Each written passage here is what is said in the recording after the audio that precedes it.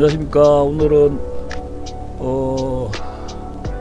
6.4 폐교의 이유, 최혁진 의원 방송 참조라는 주제하에서 한번 진행을 해보겠습니다.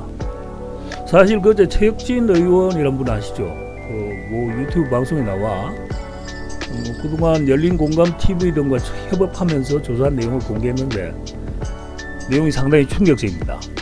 첫 번째로 볼 부분이 이번 내란의 시작점과 통일교와의 연관성입니다. 먼저 통일교 전경이죠. 그리고 이제 육사는 군사 기밀 시설이라서 촬영이 잘 안 되죠. 그 방송에 따르면 그간 열공등에서는 꾸준히 이제 김충식이라는 자의 정체에 대해서 추적 공개해 왔는데, 요약하면은 이 자는 이제 김건희의 양부역을 자처했으며 동시에 김건희의 음인 최은순의 내연남이라는 점, 이건 뭐 다들 잘 아실 겁니다. 또 정재계에 상상할 수조차 없을 정도의 광대한 인맥을 쌓고 이를 이용해서 각종 이권 개입과 정치 관여를 해왔다는 점, 또 여기에 덧붙여 이자의 출신이 일본 황실과도 깊은 관계를 맺고 있었는데, 이 부분은 사실 그동안 잘 이를 몰랐었어요. 근데 이번에 드러난 게 뭐냐면은 이자가 통일교의 핵심 인사라는 거죠. 신빙성 있는 제보와 증거가 확보가 되었다고 합니다. 그러나 이 정도만 가지고는 뭐 제목을 설명할 수 없을 것이고, 방송에 따르면 김충식이 이미 통일교 창시자인 문선명과도 깊은 연을 맺었고, 또한 동시에 이제 통일교를 대표해서 일본 내에서 활발하게 활약을 했으며 2000년대 초반에는 휴전선 안에 세계평화도시 건설이란 초대형 프로젝트를 만들어 그간 차근차근 준비해 왔다는 거죠. 자, 문선명 사진입니다. 그 다음이 김충식 사진이고요. 그다음 확보된 이제 정보와 정언에 따르면 그는 익명으로 휴전선 내의 유휴지를 민간인으로부터 사들였는데, 그 이유가 뭐냐니까 국공유지 사이에 민간인의 땅이 있으면은 국공유지를 불화할 때 이번에 윤석열이 헐값으로 팔아치운 것 같은 거죠.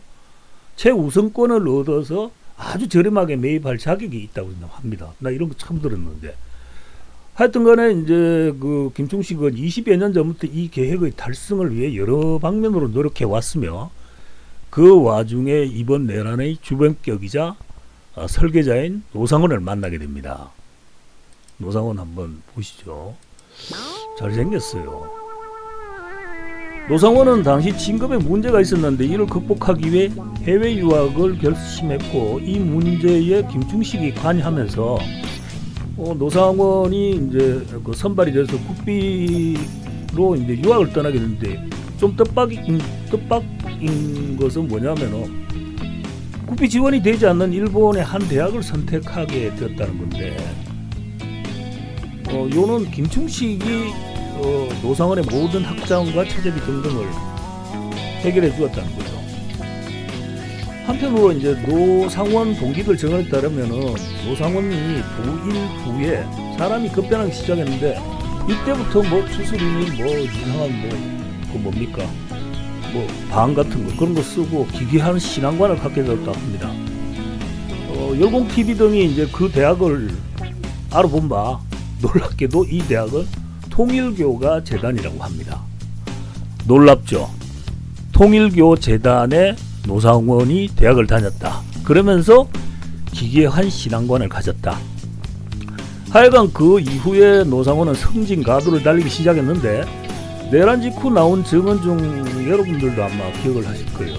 당시 북파 공작원 처리 문제를 두고 부사령관하고 이제 다툼이 있었는데, 노상원은 이제 공작원들 몸에 시한폭탄을 설치해가지고 원격으로 폭파시켜버려라, 이런 지시를 했고, 이 부사령관은 이놈 이거 미친놈이라고 생각해서 결국 이행은 되지는 못했죠. 그리고 동일인인지는 모르지만은 이후 부하하고 뭐 주먹다짐까지 벌여가지고 그 부하가 다른 부대, 방적사에서 나와서 다른 부대로 전출되는 그런 팩트도 있고 보면은 이 노상원의 생각, 사고방식이 정상적이지는 않구나 싶고, 또 이번에 노출된 계엄 관련 노트에서 나온 표현, 뭐 수거를 하느니 뭐 수장을 하느니 하는 것도 이런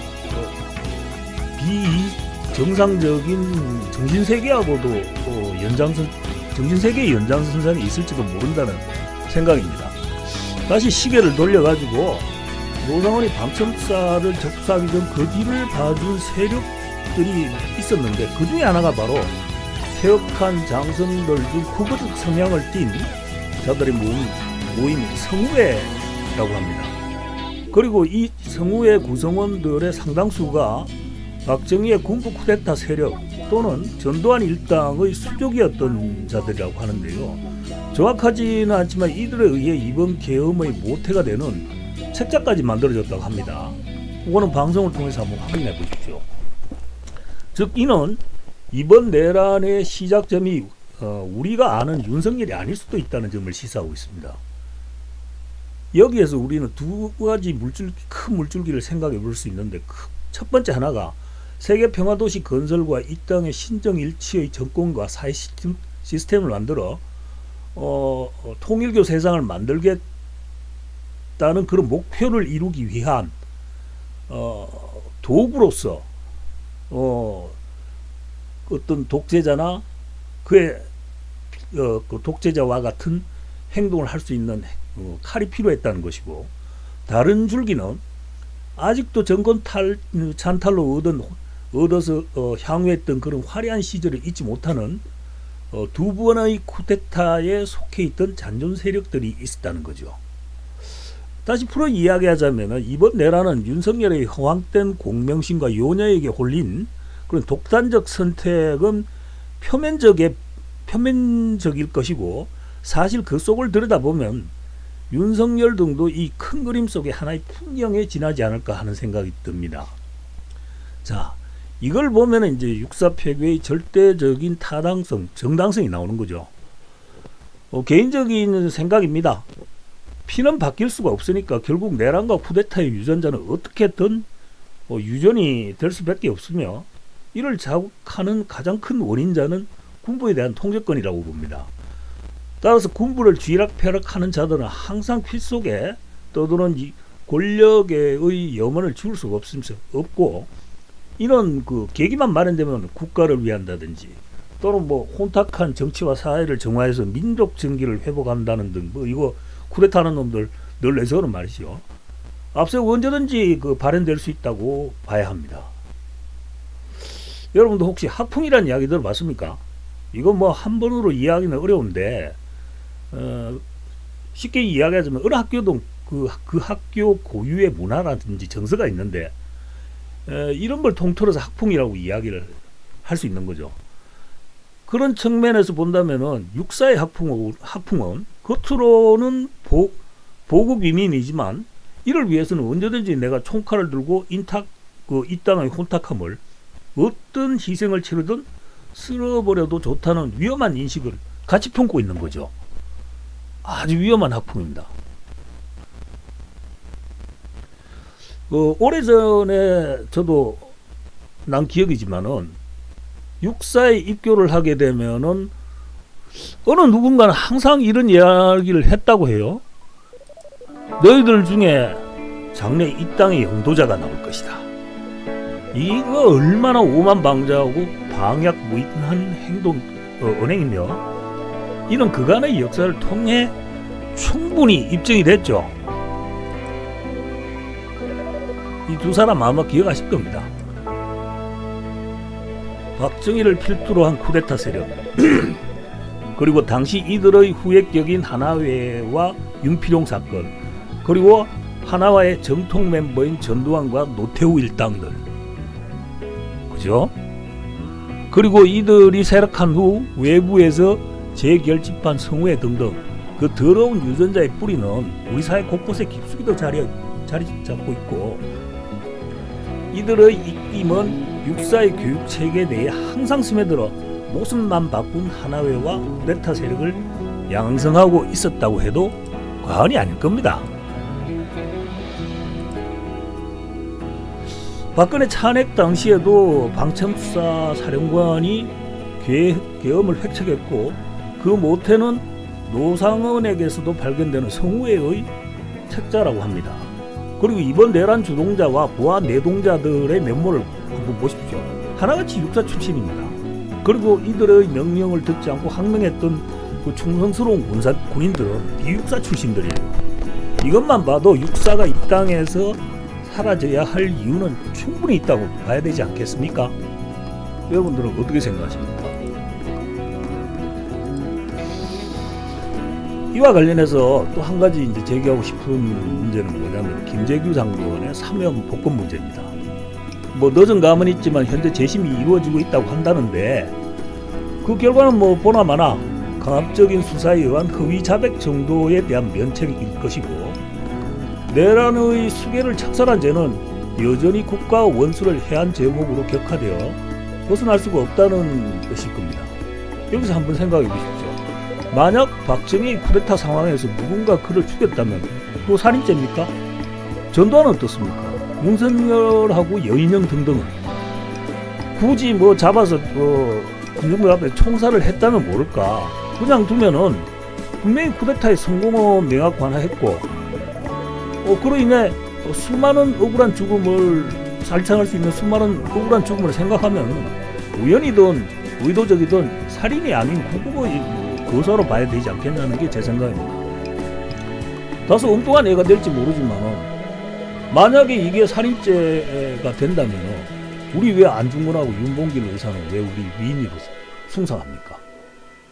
그 사람들도 사람 죽인 건 마찬가지인데 그렇지 않았나요? 이런 면에서 우리가 참 천하태평이란 거죠. 박정희가 쿠데타를 일으킨 건 잘못이지만은 이제가 이룬 경제발전으로 인해 오늘날 우리가 이렇게 배고프지 않고 살고 있으니 공과는 분명히 따지자는 주의인데 글쎄요. 그렇게 본다면 강호순 등을 비롯한 흉악범들에게도 그런 면죄부가 주어져야 하지 않겠습니까? 만약 강호순이 잡히지 않고 성실하게 살아서 대통령이 되었다고 칩시다.